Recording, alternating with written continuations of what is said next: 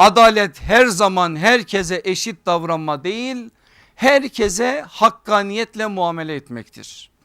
Adalet oranlarda eşitlik değil, fırsatlarda eşitliktir. Bu çok önemli işte.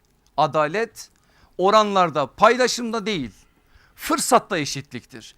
Sen fırsat eşitliğini oluşturdunsa adil davrandın, adalet oldu. Ama herkese aynı vereceğiz, böyle bir şey yok. Şimdi diyelim iki tane kardeş var burada. Biri 20 yaşında, biri 2 yaşında. Benim elimde de bir ekmek var. Ben şimdi bu ekmeği tam ortadan ikiye bölüyorum.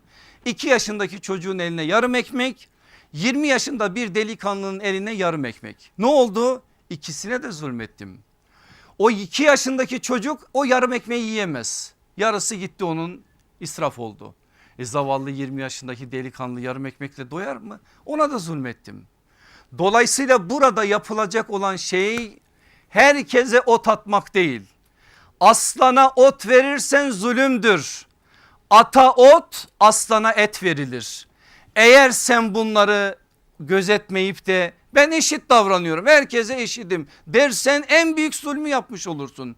Çünkü adalet hak edene hak ettiğini vermektir. Dolayısıyla sen fırsat anlamında alanı aç, ondan sonrasını bırak, insanlar ne yaparlarsa oran adına kazandıklarını öylece ortaya koysunlar.